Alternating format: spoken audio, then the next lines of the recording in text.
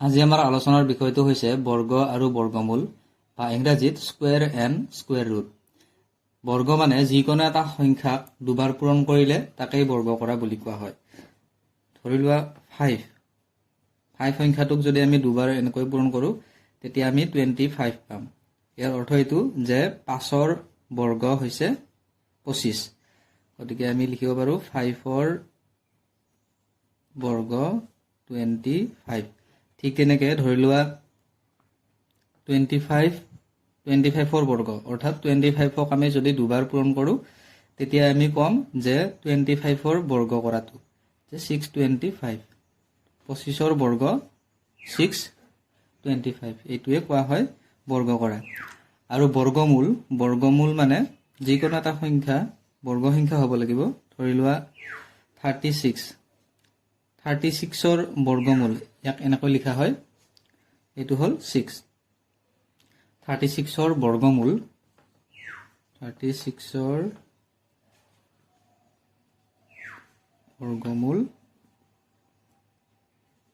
6। এইখিনি basic concept. এতিয়া আমি 1ৰ পৰা 10লৈকে বৰ্গ সংখ্যাখিনি মনত ৰাখিব লাগিব। ধৰি লোৱা 1 স্কুৱেৰ, আমি যদি 1ক বৰ্গ কৰোঁ তেতিয়া আমি 1 পাম। 2 square 4, 3 square equal to 9, 4 square equal to 16, 5 square equal to 25, 6 square equal to 36, 7 square equal to 49, 8 square equal to 64, 9 square equal to 81, 10 square equal to 100।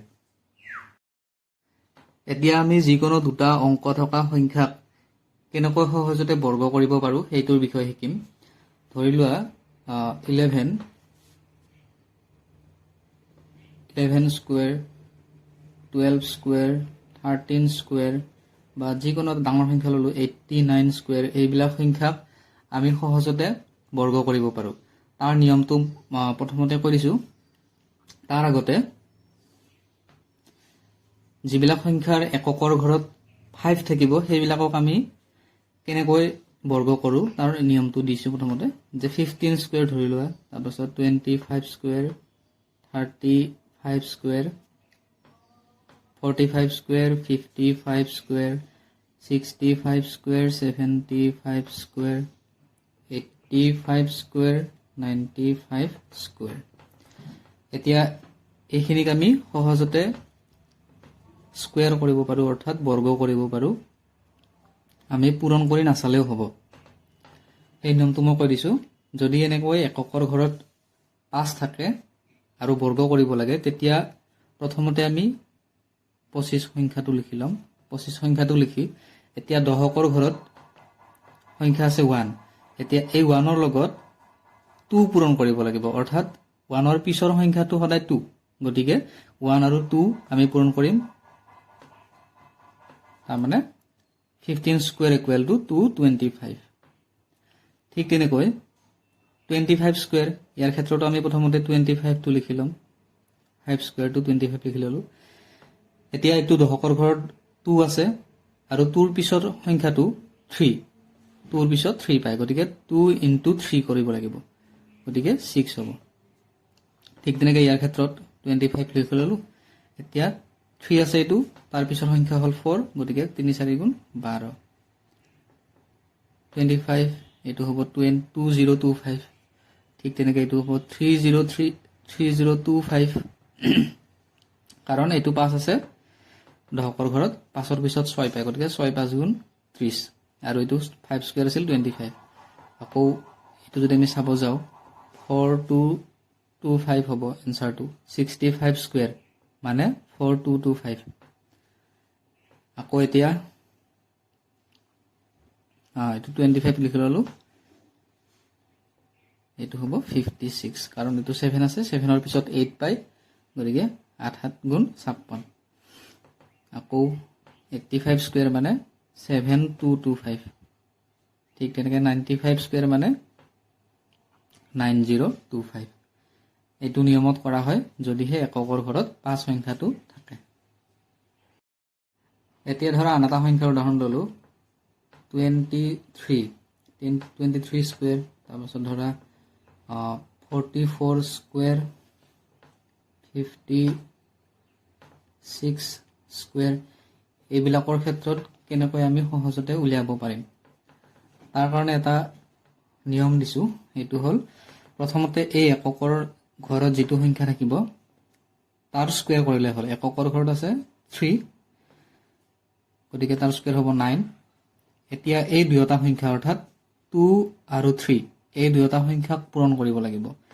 2 আৰু 3 পূৰণ কৰিলে 2 × 3 6, আৰু 2 সংখ্যাটো অৰ্থাৎ 6ৰ লগত আকৌ আমি 2 পূৰণ কৰিব লাগিব, গতিকে 6 × 2 12, 12ৰ 2 আহিব আৰু 1 হাতে যাব। এতিয়া দশকৰ ঘৰত যিটো সংখ্যা আছে 2 তাৰ লগত অৰ্থাৎ তাৰ আমি স্কুৱেৰটো কৰিম, আৰু লগতে সেই স্কুৱেৰটোৰ লগত আমি 1টো প্লাছ কৰি দিম। 2 স্কুৱেৰ ইকুৱেল টু 4 আৰু 1টো যে আছিল তাৰ লগত 5, অৰ্থাৎ 2 স্কুৱেৰ ইকুৱেল টু 529। ঠিক তেনেকৈ 44 স্কুৱেৰ, 44 স্কুৱেৰ ইয়াৰ প্ৰথমতে এককৰ ঘৰৰ অংকটোক আমি স্কুৱেৰ কৰিম। 4 স্কুৱেৰ ইকুৱেল টু 16 হয়, গতিকে 16ৰ আমি 6টো লিখিম, তাৰপাছত 1টো হাতে যাব, আমি পাছত প্লাছ কৰিম সেইটো। তাৰপাছত দুয়োটা অংক অৰ্থাৎ 4 আৰু 4 এই দুয়োটাকে আমি পূৰণ কৰিম, 4 × 4 = 16 হ'ব, আৰু 16ৰ লগত সেই 2টো পূৰণ কৰিব লাগিব, গতিকে 16 × 2 = 32, আৰু হাতে 1 গৈছিল, গতিকে 33 হ'ব। 32 × 1 = 33, 33ৰ 3, এতিয়া আকৌ 3 হাতে যাব। সেই দিনটো আমি যোগ কৰিম এই সংখ্যাটোৰ বৰ্গৰ লগত। দশকৰ ঘৰত যিটো সংখ্যা আছে 4 তাৰ বৰ্গ কৰিলে আমি 16 পাম, আৰু 16 + 3 = 19। মাত্ৰ তিনিটা ষ্টেপত আমি ধুনীয়াকৈ গোটেই সংখ্যাটোৰ বৰ্গ সংখ্যাটো পাই যাওঁ। ঠিক তেনেকৈ ইয়াত আছে 56 স্কুৱেৰ, প্ৰথমতে এককৰ ঘৰৰ সংখ্যাটোক আমি বৰ্গ কৰিম, গতিকে 6 × 6 = 36, 36ৰ 6 আৰু ইফালে হাতে যাব 3। এতিয়া দুয়োটা অংক পূৰণ কৰিম, 5 × 6 = 30 হ'ব, 30 লগতে এই দুই সংখ্যাটো পূৰণ, গতিকে 5 × 6 = 30, 30 × 2 = 60, 60 হ'ল, আৰু হাতে গৈছিল 3, গতিকে 63 হ'ব, 63ৰ 3টো আহিব, আকৌ 6 হাতে যাব। এতিয়া এই 5 সংখ্যাটোৰ যিটো দশকৰ ঘৰত আছে তাৰ স্কুৱেৰ অৰ্থাৎ 25 হ'ব, 5 স্কুৱেৰ = 25, 25ৰ লগত এই যিটো হাতে গৈছিল 6 সেইটো আমি যোগ কৰিব লাগিব, গতিকে 25 আৰু 6 যোগ কৰিলে আমি 31 পাম, গতিকে এনচাৰটো হৈ গ'ল 56 স্কুৱেৰ = 3136। এনেকৈ কৰা হয়। যেনিবা 78 স্কুৱেৰ আৰু এটা 89 স্কুৱেৰ।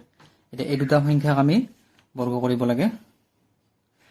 প্ৰথমতে নিয়মটো 8 স্কুৱেৰ মানে হ'ল 64, গতিকে আমি অনলি 4 পাম, আৰু 6 যিটো হ'ব সেইটো হাতে যাব। নেক্সট ষ্টেপটো এই দুটা অংক পূৰণ কৰিব লাগে, 7 × 8 = হ'ব 56, 56ৰ লগত আমি আকৌ 2টো পূৰণ কৰিব লাগিব, গতিকে 56 2 হৈ যাব 112, 112ৰ লগত আমি হাতে যোৱা 6টো যোগ কৰিম, যোগ কৰিলে হ'ব 118, 118ৰ আকৌ আমি 8টোহে ল'ম, আৰু 11টো হাতে যাব, এতিয়া 11টো হাতে যাব। নেক্সট ষ্টেপটো দশকৰ ঘৰত থকা অংকটো অৰ্থাৎ 7ৰ আমি স্কুৱেৰ কৰিম, 7 × 7 = 49, 49ৰ লগত সেই আগত যিটো 11 হাতে গৈছিল সেইটো যোগ কৰি দিম, গতিকে হৈ যাব 60, অৰ্থাৎ 78 স্কুৱেৰ = 6084। ঠিক তেনেকৈ 89টো যদি আমি কৰোঁ, 9 স্কুৱেৰ মানে 81, 8টো হাতে যাব, 8 × 9 = 72, 72 2 = 146 হয়, তাৰপিছত 146 আৰু 8 যিটো আমাৰ হাতে গৈছিল 8টো সেইটো আমি যোগ কৰিম, গতিকে হৈ যাব 4 12 152, 152ৰ 2 সংখ্যাটো আমি ল'ম, আৰু 15টো আকৌ হাতে যাব, 15টো আকৌ হাতে গ'লে নেক্সট ষ্টেপত আমি এই অংকটো অৰ্থাৎ 8টোৰ স্কুৱেৰ কৰিম, 8টোৰ স্কুৱেৰ হ'লে 64, 8 × 8 = 64, এতিয়া 64 আৰু হাতে যোৱা 15টো যোগ কৰিব লাগিব, কিমান হ'ব 79, অৰ্থাৎ 89 স্কুৱেৰ মানে আমি পাই গ'লো 7921। এতিয়া আহিছোঁ বৰ্গমূললৈ। বৰ্গমূল আমি লিষ্টখন পাইছিলোঁ যে 1 square 2 square 3 square 4 square 5 square 6 square 7 square 8 square 9 square 10 square 1 square 2 square 4 4 square 9 3 square 9 4 16 5 square 25 6 square 26 7 square 49 8 square 24 9 square 21 11 square 100। গতিকে আমি এইখিনি এনেলৈকে মনত ৰাখিব লাগিব। আৰু 1 square equal to 1 2 square equal to 4 অৰ্থাৎ 2ৰ বৰ্গ হৈছে 4। আৰু যদি আমি যদি উল্টাকৈ চাওঁ অৰ্থাৎ 4ৰ বৰ্গমূল 2 হ'ব।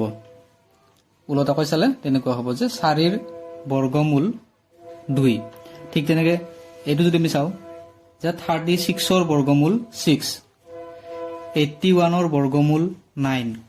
আৰু বৰ্গমূলৰ এটা চিন আছে, অলপ আগতে ক'লোৱে যে ধৰি লোৱা এনেকৈ দিয়া আছে, এইটোৰ অৰ্থটো হৈছে যে 4ৰ বৰ্গমূল, ইয়াক আমি লিখিলে 2 লিখিব পাৰোঁ। ঠিক তেনেকৈ এইটো হ'ব 10 square root of 100 equal to 10। এতিয়া মনত ৰাখিব লাগিব যে সকলো সংখ্যাৰে বৰ্গমূল নাথাকে। সকলো সংখ্যাৰে বৰ্গমূল নাথাকে। যেনেকৈ 4ৰ বৰ্গমূল 2 আছে, কিন্তু 3ৰ বৰ্গমূল আমি যদি চাব যাওঁ যে 3ৰ বৰ্গমূল আছে নেকি, আমি এনেকুৱা এটা একে সংখ্যা পূৰণ কৰি 3 পাওঁ নেকি, যে ইয়াত যিটো সংখ্যা হ'ব সেইটো সংখ্যা হ'ব লাগিব আৰু আমি সেই দুটা সংখ্যা পূৰণ কৰিলে 3 পাম, তেনেকুৱা সংখ্যা নাই। গতিকে প্ৰত্যেকটো সংখ্যাৰে বৰ্গমূল নাথাকে। 16টোক আমি 4 × 4 কৰি পাওঁ, অৰ্থাৎ 4ৰ বৰ্গমূল যদি আমি চাব যাওঁ যে 4 হ'ব। গতিকে কিছুমান সংখ্যাৰহে বৰ্গমূল পোৱা যায়, প্ৰত্যেকটো সংখ্যাৰে বৰ্গমূল পোৱা নাযায়। এতিয়া যিকোনো এটা বৰ্গ সংখ্যা দিলে সেই বৰ্গ সংখ্যাটোৰ বৰ্গমূল কেনেকৈ উলিয়াব পাৰি আমি এতিয়া আলোচনা কৰিম। আমি এতিয়া কেইটামান উদাহৰণ লৈছোঁ। ধৰি লোৱা square root of 361 square root of 5184। এই দুটা সংখ্যাৰ আমি বৰ্গমূল উলিয়াবলৈ গৈ আছোঁ। প্ৰথম ষ্টেপটো হ'ল বৰ্গমূল যিটো আমি সংখ্যাৰ বৰ্গমূল উলিয়াব যাম, সেই সংখ্যাটোৰ সোঁফালৰ পৰা এনেকৈ দুটা অংক জোৰা কৰি ল'ম। ইয়াৰ ক্ষেত্ৰত হ'ব 61 আৰু ইয়াৰ ক্ষেত্ৰত হ'ব 84। এইফালে যি অংক আছে সেইবিলাক আমি বাদ দিলোঁ। প্ৰথমতে এই দুটা সংখ্যাৰ আমি বৰ্গমূলটো কেনেকুৱা হ'ব সেইটো আমি প্ৰথমতে জানি ল'ব লাগিব। ধৰি লোৱা ইয়াৰ এককৰ ঘৰত আছে 1, অৰ্থাৎ আমি এই লিষ্টখন মনত ৰাখিব লাগিব যে এককৰ ঘৰত যদি 1 থাকে তেতিয়াহ'লে বৰ্গমূলত কি কি থাকিব পাৰে, সম্ভাৱনা কি কি আছে। 1, এইটো 1 আছে, গতিকে ইয়াৰ বৰ্গমূলত 9 থাকিব পাৰে। আৰু 1ত কি আছে, 1 আছে, গতিকে ইয়াতে যিহেতু 1 আছে ইয়াৰ বৰ্গমূলত হয় 9 থাকিব নহয় 1 থাকিব এককৰ ঘৰত, বাকী বেলেগ থাকিব নোৱাৰে। হয় 1 থাকিব নহয় 9 থাকিব। তাৰ পাছত এই সংখ্যাটো এতিয়া চাব লাগে, এইটো হ'ল 3।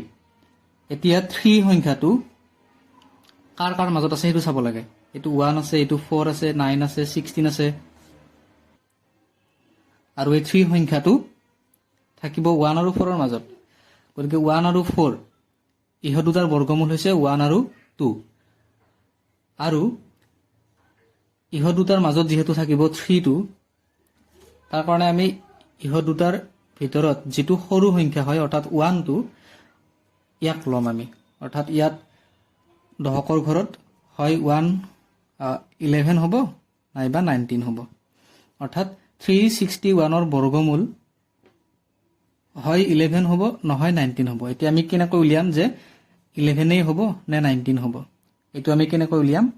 আমি যে উলিয়ালোঁ 11 আৰু 19, এই 11 আৰু 19ৰ দশকৰ ঘৰত আছে 1, আৰু এই 1ৰ পিছৰ অংকটো অৰ্থাৎ 2 আমি যদি পূৰণ কৰোঁ, 1ৰ লগত 2 পূৰণ কৰিলে 2 পাম। এতিয়া এই যে 2 সংখ্যাটো পালোঁ, এই 2 সংখ্যাটো 3তকৈ ডাঙৰ নে সৰু চাব লাগিব। যদি ইয়াত আমাৰ থকা সংখ্যাটো 3, এইটো সংখ্যা ইয়াতকৈ ডাঙৰ হয়, তেতিয়া আমি ডাঙৰ সংখ্যাটো চুজ কৰিম।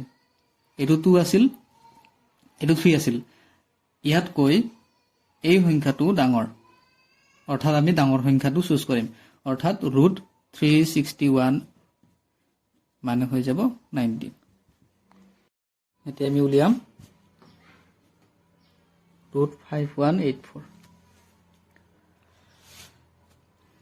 ইয়াৰ যদি আমি বৰ্গমূল উলিয়াব যাওঁ তেতিয়া কি হ'ব প্ৰথমতে এককৰ ঘৰটো চাব লাগিব আৰু দুটা আমি এনেকৈ অংক জোৰ কৰি ললো এককৰ ঘৰটো আছে 4 গতিকে বৰ্গমূলত কি কি হোৱাৰ চান্স আছে এককৰ ঘৰত যদি 4 থাকে তেতিয়া হয় 2 হ'ব পাৰে নহয় 8 হ'ব পাৰে এককৰ ঘৰত 4 থকা এই দুটা অংক আছে 2 আৰু 8 গতিকে হয় এককৰ ঘৰত 2 হ'ব নহয় 8 হ'ব এতিয়া দশকৰ ঘৰত কি হ'ব দশকৰ ঘৰটো চাব লাগিলে আমি এই 51 খিনি চাব লাগিব 51 সংখ্যাটো কাৰ কাৰ মাজত থাকে এটো চাব লাগিব 51 সংখ্যাটো 49 আৰু 64 ৰ মাজত থাকে গতিকে 49 ৰ বৰ্গমূল হৈছে 7 আৰু 64 ৰ বৰ্গমূল হ'ল 8 ইয়াৰে আমি সৰু সংখ্যাটো লম অৰ্থাৎ 7 টো লম তাৰ মানে 5184 ৰ বৰ্গমূলটো হয় 72 হ'ব নহয় 78 হ'ব এতিয়া কোনটো হ'ব 72 হ'ব নে 78 হ'ব এটো শিওৰ কৰাৰ কাৰণে আমি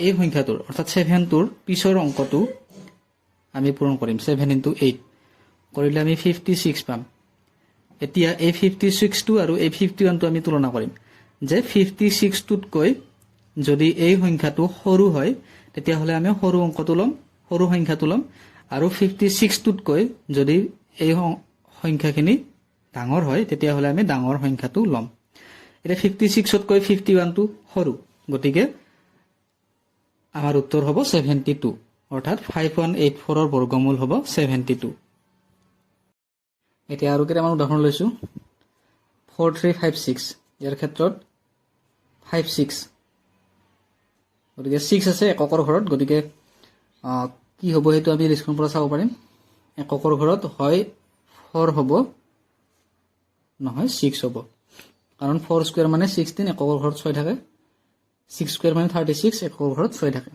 গতিকে 6 থকা দুটা আছে এটো হ'ল 4 আৰু 6 গতিকে ইয়াৰ বৰ্গমূলত এককত হয় 4 থাকিব নহয় 6 থাকিব আৰু দশকৰ ঘৰত কি থাকিব হেতু যদি চাব লাগে আমি 43 টো চাব লাগিব 43 সংখ্যাটো কাৰ কাৰ মাজত থাকে এটো চাব লাগিব গতিকে 43 যদি আমি বিচাৰি যাও কাৰ কাৰ মাজত থাকিব 36 আৰু 49 ৰ মাজত থাকিব 36 আৰু 49 গতিকে ইহতৰ বৰ্গমূল 6 আৰু 7 সৰু সংখ্যাটো লম আমি অৰ্থাৎ 6 লম তাৰ মানে হয় 64 হ'ব নহয় 66 হ'ব ইয়াৰ বৰ্গমূলটো এটা কি হ'ব হেতু ওলাব কাৰণে আমি 6 ৰ পিছৰ অংকটো চাব লাগিব এটো 6 আছে এটো 6 গতিকে 6 ৰ পিছৰ অংকটো হ'ল 7 গতিকে 6 * 7 যদি আমি কৰো 42 পাম 42 এতিয়া 42 যেটো সংখ্যা হেতু সংখ্যা আৰু 43 সংখ্যা এই দুটা সংখ্যা আমি তুলনা কৰিম যে 42 তকৈ এইটো সংখ্যা ডাঙৰ নে সৰু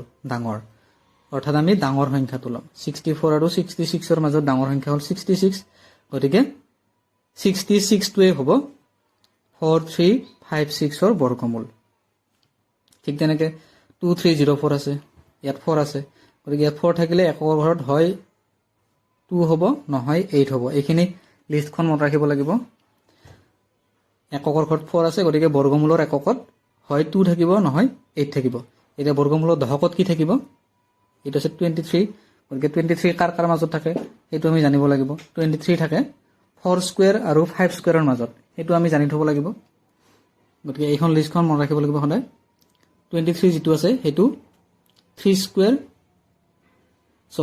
5 স্কয়াৰ 4 স্কয়াৰ আৰু 5 স্কয়াৰৰ মাজত থাকিব 4 স্কয়াৰ হ'ল 16 5 স্কয়াৰ হ'ল 25 গতিকে ইহতৰ মাজত 23 টো থাকিব গতিকে তাৰ যেটো সৰু সংখ্যা 5 স্কয়াৰ আৰু 4 স্কয়াৰৰ ভিতৰত 4 স্কয়াৰটো সৰু গতিকে ইয়াতে হয় 42 হ'ব নহয় 48 হ'ব গতিকে কোনটো হ'ব 42 আৰু 48 ৰ ভিতৰত এটো আমি চাব লাগিব 4 আৰু 5 পূৰণ কৰিলে 20 পাম এতিয়া 20 তকৈ 23 সংখ্যাটো ডাঙৰ গতিকে 48 টোৱে হ'ব 2304 ৰ বৰ্গমূল ঠিক তেনেকে দিয়া আছে 3481 1 আছে গতিকে এককৰ ঘৰত হয় 1 হ'ব নহলে 9 হ'ব দশকৰ ঘৰত কি হ'ব 34 আছে 34 থাকিলে 5 স্কোয়াৰ মানে 25 আৰু 6 স্কোয়াৰ মানে 36 অৰ্থাৎ 34 টু 5 স্কোয়াৰ আৰু 6 স্কোয়াৰেৰ মাজত থাকিব আমি সৰুটো লম 5 টো লম অর্থাৎ হয় 51 হ'ব নহয় 59 হ'ব কোনটো হ'ব হেতু চাবৰ কাৰণে আমি 5 into 6 পূৰণ কৰিম 30 হ'ব এতিয়া 30 ত কৈ এটো সংখ্যা ডাঙৰ 34 টো ডাঙৰ গতিকে আমি ডাঙৰ সংখ্যাটো লম অৰ্থাৎ 3481 ৰ বৰ্গমূল 59 এটো কৰিলো আমি এটোও কৰিলো গতিকে আমি পালো যে √4356 equal to হ'ব 66 √2304 equal to 48